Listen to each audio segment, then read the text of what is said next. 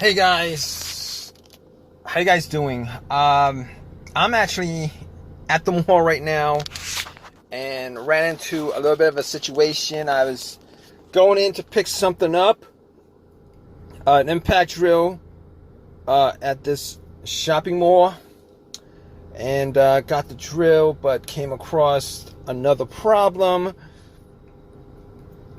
Basically, my car is having issues cranking, and I've spent the last hour trying to get it to crank, but nothing seems to work at all. So basically what I did was right off the bat, I was thinking maybe it was the brake switch. Considering I did have a brake light that was out, but I replaced the battery, but that's the only thing that has me thinking about that. Good thing there's a lot of people walking around, because I actually tested it out, had asked somebody to look at my brake lights while I press on the brakes. I pressed on the brakes and the brake light was good. So it wasn't the brake switch that was the problem. So first thing off the list was checked off. So going down the list, I'm thinking to myself, it's not the brake light. What's the most likely scenario of a situation like this? And it might have been the battery. So I was thinking to myself, now, I drove about, I don't know, like 5 miles to the spot, and I spent maybe an hour and a half in the shopping center, and I'm thinking to myself, what are the chances that it could be the battery? Even if I left something on, like headlights, which I didn't because it's bright out, that's probably not the issue, unless it was a bad battery that wouldn't charge up. I was hoping that was the case. So I put on my headlights just to test it out. Went out. Now it's quite bright outside because the sun is out. Wasn't able to determine 100% whether it was the battery or not that was causing it. But I noticed that the headlights were bright enough that if I had a low battery, it was bright enough to work the headlights. So I probably would have been able to do a slow crank. I think maybe like a little bit of a crank, hearing something from the engine, which I was not able to do. All right, I heard like a click each time I heard a click, but everything else in the car works absolutely fine. The window works. The radio came on as soon as I try to turn on the car. Vent, the blower from the vents work. And, all the dash light came on as normal. I did not recall having a check engine light. I don't think there's one on at this moment. So, as far as everything else is concerned, it's fine. Everything is fine, except I can't get the car to turn over. So I went out and got the hood up, looked under it, looked at the battery. And granted, the battery hasn't been changed in about 3 years. So I was thinking to myself, maybe it's time to change the battery up. Perhaps it's time to change the battery up. Perhaps that's the problem, right? And the terminal were a bit dirty. So what I did was I went back into the mall, got a couple of brushes, metal brushes, and a can of Coke. Pour a can of Coke on terminals, took the terminals off, and then I brushed off the debris. And there was like a lot of whitish, bluish kind of debris on there. So I was like, okay. It wasn't tight. I never actually tightened the terminals to the battery. It was tight enough where I could just bump it in. Like, I think last time I took a wrench and I just bump it in. And what I did was I was able to, twist it back and forth just to get the terminals off. Put some Coke on it, on both terminals, clean it out. It was 100% clean. Popped it back on, and tried to turn the car on after that, and nothing. Now, I couldn't say 100% it was battery at that point, but thinking about it, I was like, okay, so this is what the situation is, all right? I'm going to have to ask somebody to try to give me a boost, all right? So I waited. I waited a little bit because obviously I'm in a tight parking spot. There's a car in front of me. There's a car in back of me. And I was thinking to myself, okay, what to do at this point? Okay, so I went through a couple of other scenarios, and I was able to get, but before I get to the other scenarios, I was able to get somebody to give me a jump. The car that was right next to me, the guy, was nice enough to give me a jump. I had pretty long jumper cables. So got the cables on, wait a couple minutes, try to turn it on that way, and nothing. Just heard a click. The click was a little bit stronger, but I just heard a click. Nothing else happened. So at that point, I was like, I already ruled out a couple of things. I can rule out the battery because that jump should have just started the car up.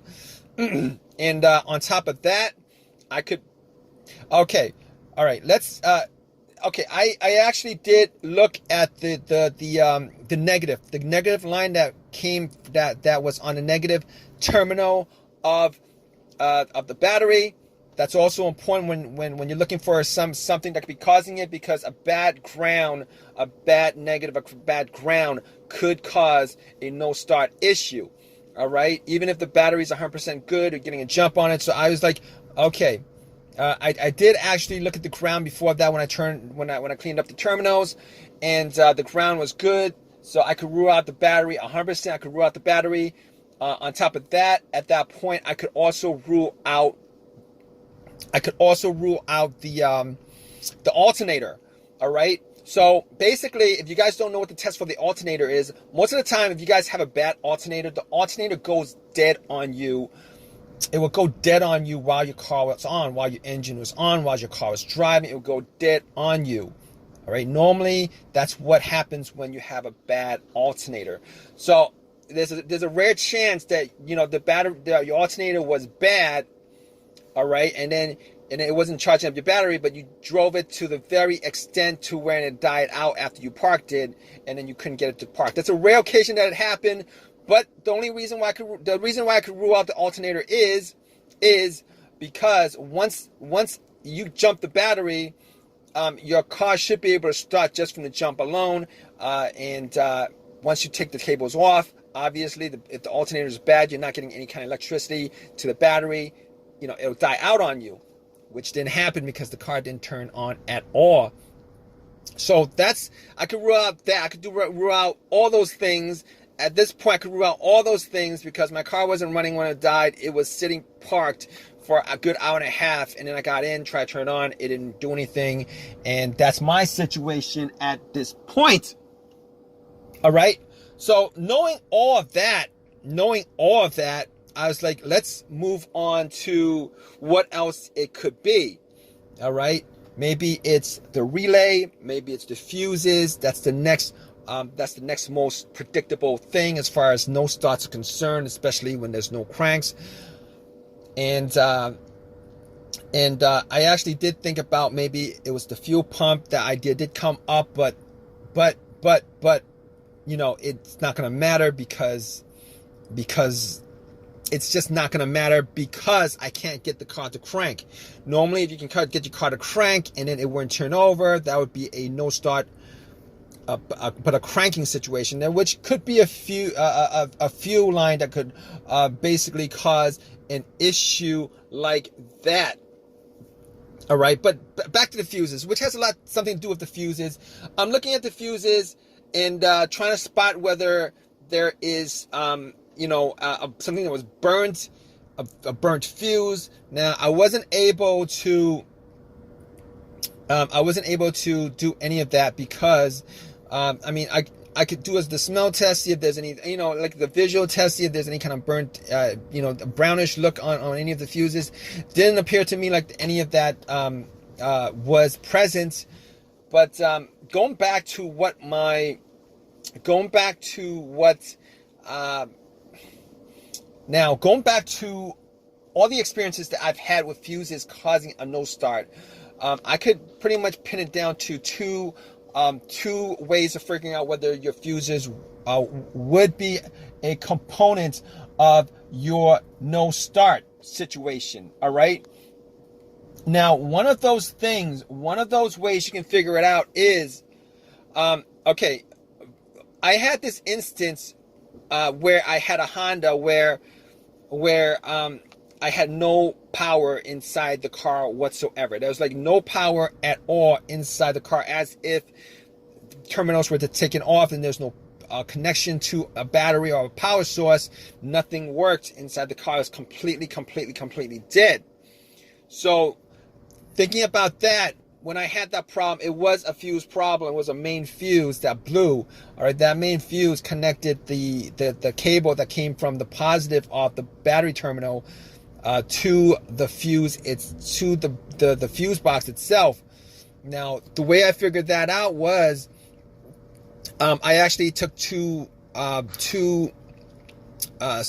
screwdrivers that I had, and I connected one portion of it to another portion, to the other portion of it, where the fuses touch the two fuse terminals. I put that together, and everything started beeping, turned on, etc. At that point, I knew it was that main fuse that was causing my issue. So when I had that issue, once I put that fuse in, it started working again. Everything worked fine. Everything worked good. Everything was good after that. So I knew it was the main fuse. That was one instance where I had a fuse issue. Unfortunately, that's not the situation I'm having here, because I'm getting full power. I'm getting 100% full power, except my car's not cranking over. It's not like my car is completely dead like that previous issue I had. I have like power for everything, for the power windows, for the remote. That's how I got into my car.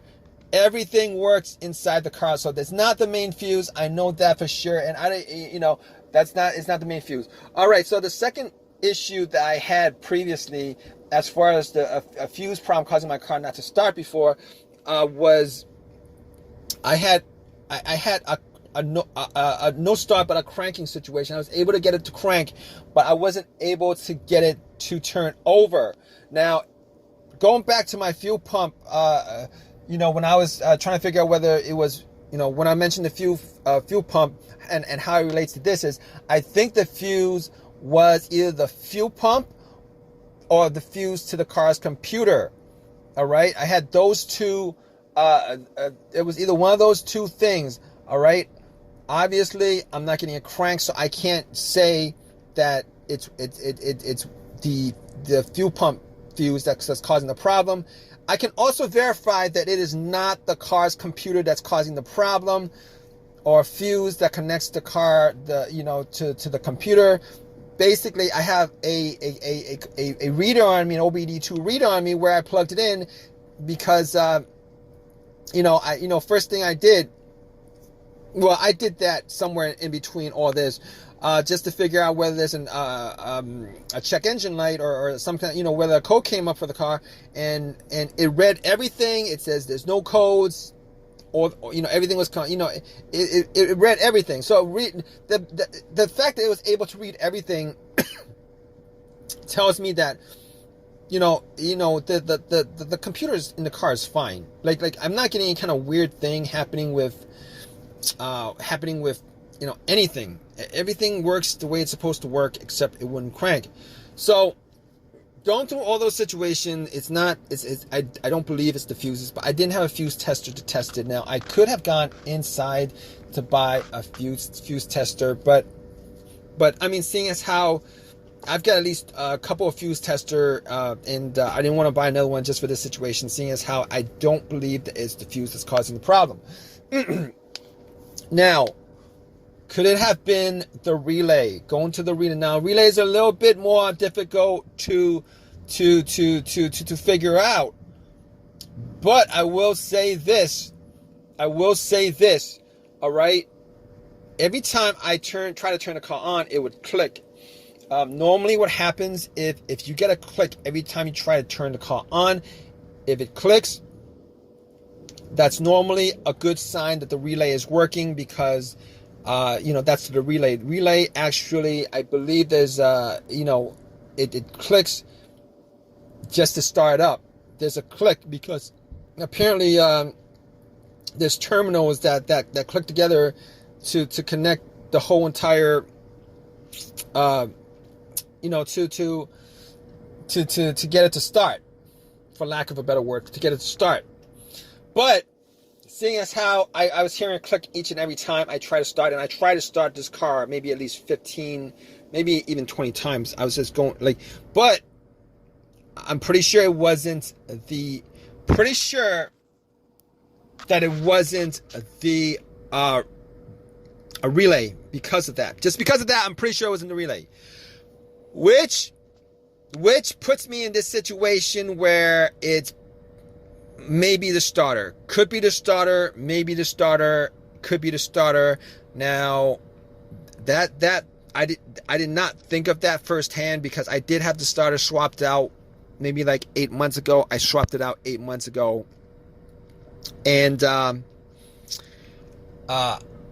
only probably put in maybe like 15,000 miles on the car within those 8 months.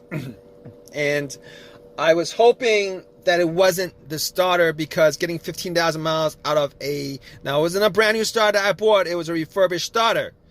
Getting 15,000 miles out of a refurbished starter is not a good thing. All right, it's just not a good thing.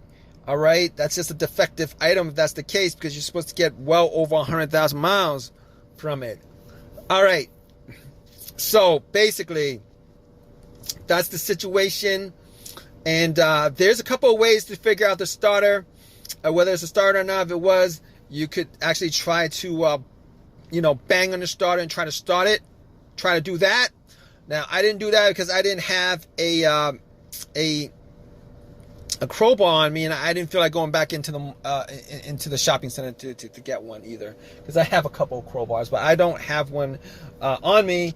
Didn't have one on me, so I was like, okay, fine. That's at this point, I pretty much gone through everything as far as what I could think of was the problem.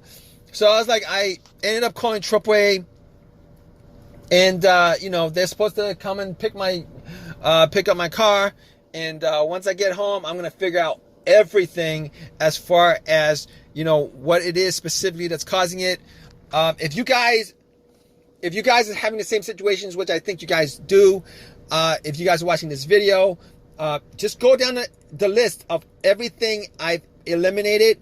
All right, 90% of the time, you should be able to figure out what's causing your no start if you're in this kind of situation.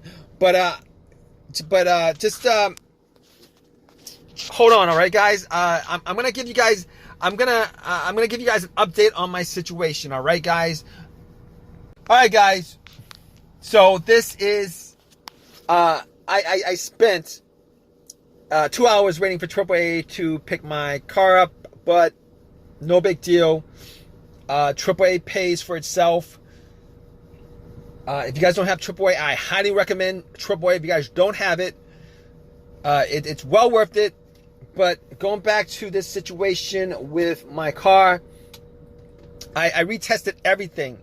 The fuses, rechecked the lines, redid everything as far as I could see. I redid everything, the fuses, the lines, every single thing, the battery itself. I even tried to jump that a couple of times, the battery, and it turned out that the one thing was probably the starter, because I did that relay test with a paper clip on the relay just to get around the whole relay, and it didn't start at all. It didn't crank. It made no noise. Didn't even hear a click. So I was like, okay, this is the situation. What I'm gonna do is, I'm like 99% sure it's a starter. So I went in, took everything out, and and pretty much got to the starter. All right, before I took it out, I actually placed a wire from the positive terminal to the solenoid of the starter. Try to bump it, got nothing from it. So I took it out, did the test again, got nothing from it. At that point, I was 100% sure it was a starter that was the problem. Took it back to AutoZone. It's 100% warranted, which still kind of sucks. It's 100% warranted, but it still kind of sucks, right? I only got 15,000 miles from it. Spent all that time waiting. Spent all that time redoing the work. But I could have gotten a brand new one, but brand new one would have cost me $300 instead of another one for free. Got the one, exchanged it out. It is what it is. You know, it is what it is, guys. All right. So popped it in, put everything back together. Well, I popped it in and then try to start it. Put everything back together, try to start it. It start up. Everything works, guys. All right. So it was the starter that was causing this no start. Now, if you guys are having the same situation, like I said before, all right, what you guys should do, definitely should do, is just go down the list. Eliminate everything off the list that I went through earlier in the video. And 99% of the time, that should be the reason why your car is not starting. That should be the reason why you guys should have a no crank, no start issue. All right. And if this has helped you guys out in any way, please give me a thumbs up. Please subscribe. If you guys have any comments at all, please leave your comments in the comment section. All right, guys, I really appreciate it. All right, guys, take